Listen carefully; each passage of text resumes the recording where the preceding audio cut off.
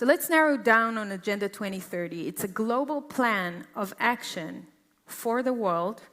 193 countries signed that plan in 2015 in New York at the UN, and they're all obliged to implement this plan. It's based on Agenda 21, adopted by 178 countries in 1992 in the Earth Summit in Rio. It is a global framework for international cooperation to end poverty, protect the planet, and ensure prosperity for all. It sounds great, right? It covers food, farming, agriculture, natural resources, climate, environment, money, CBDC, health, vaccines, pharma, social, like diversity and inclusion, gender equality, family, sexual education for children too early, education, cities, urban life, 15-minute cities, transportations, governance, wars, they actually call it peace, tech or AI, speech and information, so that it covers all of life. It's made out of 17 Sustainable Development Goals, SDGs. You can go to their website, sdg.un.org,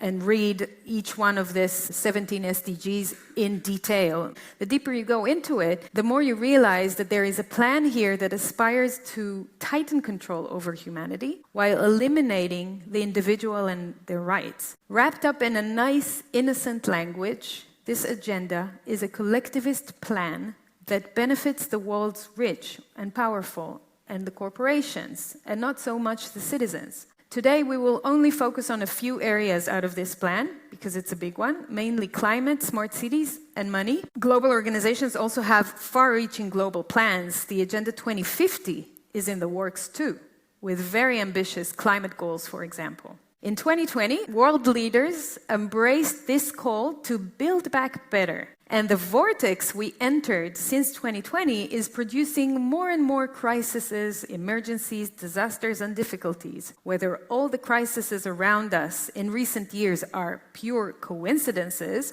or we reached an end of a cycle, either way, they bring about lots of chaos and destruction. Remember, in order to build something effectively, you first need to destroy or ruin. COVID was an excuse to build back better. October 7th is a good reason to build back better. The war is an excuse to build back better in our country and our neighbors' countries. It's a very pertinent question to ask, how do we build back better?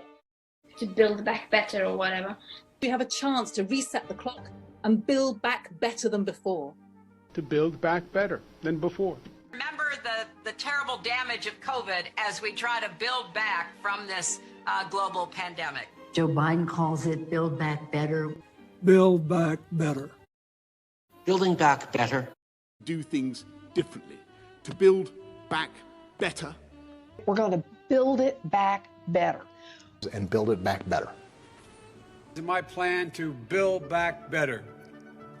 Start taking all the problems that have been created in education and mental health and start to build back in a positive way.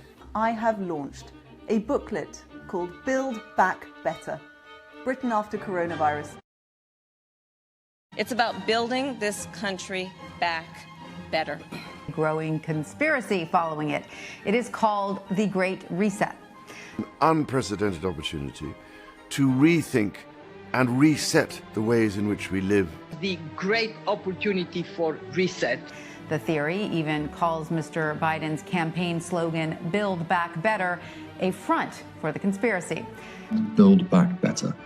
Building back better our economy. Build back better. All elements of the Great Reset are fundamental to building the future we need. This pandemic has provided an opportunity for a reset. It's a big effort to, some would say, to build back better. We would say to really have a great reset. What a coincidence, right? They all came out with the same idea. Wow. During COVID, we were called conspiracy theorists for saying global organizations have a plan to reset life as we know it, called the Great Reset.